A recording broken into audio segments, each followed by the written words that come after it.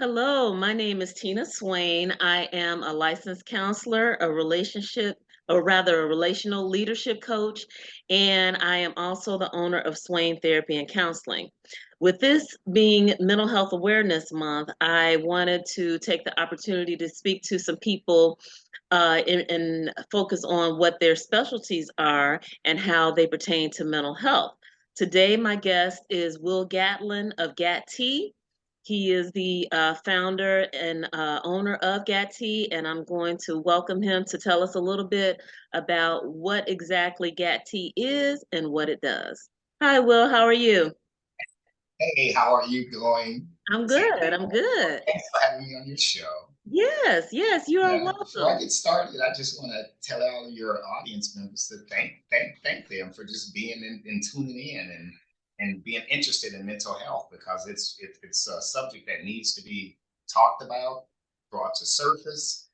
And so just as my introduction, my name is Will Gatlin. Let me know if I'm not looking at the camera because I'm trying to look at you. I should look here, right? You can look in the camera, whatever makes you comfortable. But I just want to be up just because I want to give my audience my undivided attention because Okay. this is very important. Mental health, Okay. illness, it should be all year, Hmm.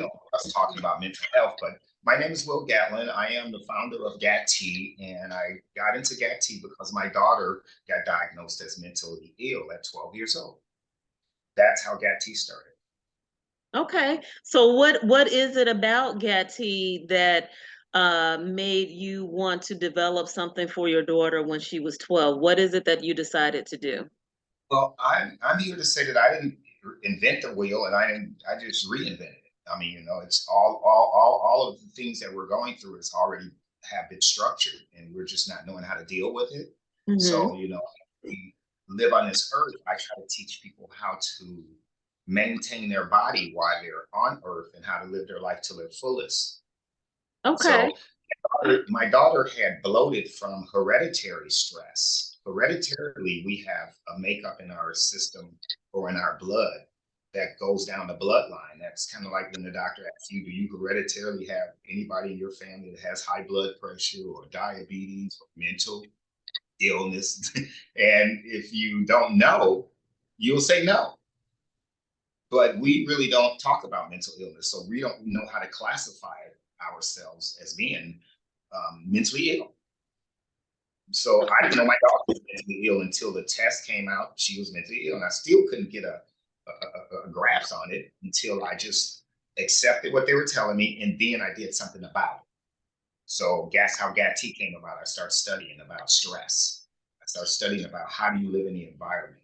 Her stomach had bloated, and when she bloated, she was having no nutrition to the body, and including the brain. So once your digestive system is stopped circulating, or once you're not absorbing nutrition, or once you're not getting good nutrition, which is natural foods, your body can't really run efficient. Okay, so let me understand. So you said that your daughter when she was 12, she it showed physically in that she became bloated in her belly area, and Yes. and by her being bloated like that, and then you had concerns with what was going on with her health or what have you, then you come to find out that she had some mental health conditions going on as well. And you're saying that the bloat kind of hindered things from processing normally as they should. Well, like I said, I was trying to figure it all out because the doctors were telling me they didn't associate the bloat with the mental illness. They didn't associate the mental illness with the bloat, but I did. I'm like, she's bloated. I was always a little small boy with a bloated stomach. My father always had a bloated stomach. My brother always had a bloated stomach. My uncle had a bloated stomach. So we were like a family of little bloated people. I thought it was normal to Mm. be bloated in the stomach. I tell people that I eat a lot of watermelon seeds. I was making up all kind of stuff as a kid. But once you bloat after studying, bloating is called colic, and colic simply means that your stomach is not regulated. So a baby will scream and cry when it's colicky. An adult, it doesn't scream and cry, but it gets irritated. And an adult being irritated in that fashion shows signs of mental illness, but a baby, you would regulate it. Uh, you would birth the baby. Mm. What I start studying is the air. The air is what was bloating my daughter. And once you bloat in the air, you have toxicities. And if air stands still, the toxicities come out and manifest the body. Mm. Mm-hmm. So you have different names for these toxicities. Some you could call carbon, because you'll find the new generational kids with the dark neck, the dark under the eyes. They'll have the dark knuckles, the dark elbows, knee pads. All their joints are discolored by the time they're 12 years old. Oh, wow. So you're watching this new generational kids retaining carbon right in front of you, and nobody's talking about it. So our grandparent would keep this carbon off of us with cod liver oil, castor oil, black drops, milk of magnesia, egg slacks, 3/6 of senna, mullein tea, cadmium tea, asphyxia, Father John's. If you're over 50, you know what I'm talking about. Well, I like what you're saying right now, because I can remember my grandmother or mother or what have you, and people, for a child to you're right. If you're not feeling well, they say, "Oh, do you need to go to the bathroom?" You know. you need to get cleaned out. You need to get Right, cleaned out. right. And they would do what needed to be done so that could happen. And then you actually would feel better all around, because you couldn't function well, because you're just not feeling good. So wow. Okay. So you had made that correlation in with That colic in adults is the same as colic in babies. right. Once a baby becomes colic, it regurgitates. They'll call it spitting up the milk. But if an adult regurgitates, they call it acid reflux. Mm. So all it's the same thing that's happening to the baby. That's why I said I didn't invent this wheel. I'm just doing something about it. Mhm. So I'm teaching adults that not only do you have to regulate the baby, you have to regulate the adult. The adult is a big right. The adult is a big baby, but I just that found has it more interesting. that has more air than the baby. Now the Mhm. regulation problem is more complex than the baby, because Right. it is manifested in the body so long. Now it's making the human, or the adult human, agitated. Okay. Okay. They can't get good sleep. They're not stable mentally. They can't study. You know, we grew up with you are what you eat a good breakfast in the morning. As you know, we have 3 generations of lack of nutrition. We have fake food fed to these kids every day, which is no. I mean, I have my green beans, I have my mushrooms, and I have all of my vegetables getting ready to prepare my meal that's going to have nutrition in it. I'm not going to eat anything that's fast or in a bag, in a bottle, or a box. I don't eat out of boxes. When I go to the grocery store, I shop on the outer aisles of the grocery store. There's no reason to go in the inner aisles, because that's all made by man. Okay? When that's our structure. You shop on the outer aisles, you go in the inner aisles for your paper cups, your toilet paper, and your dishwashing. Mm. Get out of there and travel around the circle. Your bill won't even be that much.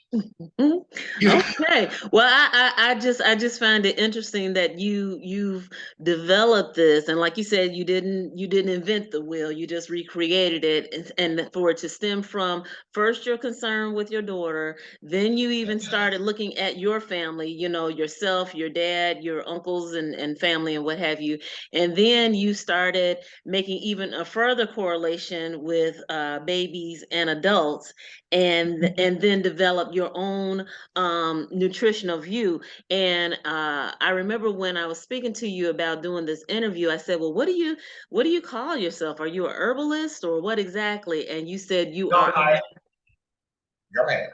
I was a natural nutritionist, right? What I go by is I love to cook, and I love to eat, and I love to get energy. So my goal is to teach people how to live in the air. This is the biggest message that I want to give. Can I have this 2 minutes? Sure. Can I give you this 2 minutes? Sure. This is for all the people who have tuned in, and this is going to be the main course of this whole meal that I'm giving you today. When we're first conceived, we conceived in our mother's womb, and we come out into the world of air. I'm going to teach you about air and how to live in the world of air, because that's where you live, whether if you're in your home or outside or in a plane or in a train or in your car, you're in the air. And this air, there's two things that a human body can't retain. That's air and water. If a human retains water, you get inflammation. That's called poor circulation. If you retain the air, that's how you get inflammation, because the air has what we call precipitation, humidity, dew, rain, and snow. So it all comes down to water. It's one, two things that we can't retain. And what I mean by retention, it means sitting still. Whatever you do has to keep moving. If you're sick, they'll say move. If you leave something in the air like food, if your mother cook a meal, she leaves it on the table, she'll call you and say, put my food away. It's in the air. What do you think is going to happen to it? It'll spoil. It's going to spoil. Mhm. So anytime the air is not moving, it spoils, it rots, it rusts, it contaminates. The air is the most dangerous thing on earth if it's standing still. I hope you're following me so far. Yes, I hear you. This standing still air on the stomach will contaminate the stomach foods in the insides. It will stop the movement. And once the movement is stopped, I'll give you three scenarios of what we have with our body. We have what we call a closed system, a hole at the top and a hole at the bottom. In between, we have a closed system. The first example is your bathroom toilet. There's a hole at the top, hole at the bottom. In between is a closed system. Every time you flush the toilet, you're going to hear that sound. And if you don't, you're going to see twirling. And if you see twirling, you got sense enough to go get your plunger and you suck the air up and the fluid goes down. You get your second, your brake line. If you ever get air in your brake line, somebody will tell you you don't have brakes because you have to relieve the brake line. And they're talking about the air that has gotten into this line because the air stopped the movement of the fluid, so it can't push the brakes to stop the wheels. Now you get you a qualified mechanic to bleed your brakes are working again. The last example. If you have your hot water tank go out on you and you want somebody to light the gas, this is how powerful air is. The gas is an air, but God's air will stop the movement of that air. Mm. Until you bleed that line, you cannot light that pilot light, or you will not be able to light that system. Okay.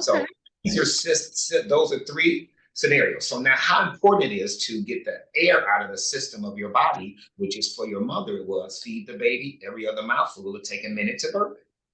But when we get older, people tell you to say, excuse me for burping. So now you're not going to definitely go around burping when people tell you to say, excuse me, because that means I've done something wrong. And I believe that the slave masters taught Black people to say, excuse me, because as we all know, white people burp, gas, we be like, oh, they go wherever they want. And we always said that. I don't know if that's a hidden something that we all say, but I guarantee you we say that. And with that, I'm saying that I believe we were suppressed and taught to teach our kids to say, excuse me, after burping or passing gas or doing anything. That's to suppress your body. If I suppress your body, I will rot you, I will age you, I will cause you havoc, mental illness, I will be able to lock you up, put you down. What else do you need? A self what? You're self-deteriorating yourself. Okay. So what I teach is this, how to regulate the air and how to then put good nutrition back into your body so you can, I'm 60 years old, so you can have clear skin. You should not have any darkness on your skin. Your whole body should match. The chest should match the center of the nose, here, all around.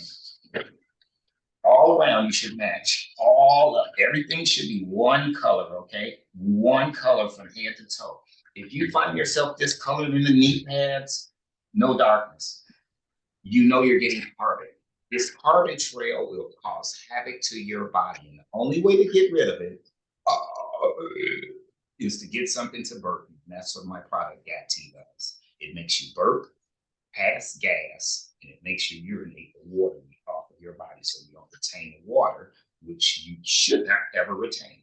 Don't call it thick. Don't call it juicy, good eating, love handle, beer belly. All that's made up. All that's made up. call it stopped up. I done messed around and got myself stopped up. Mm. 5 minutes.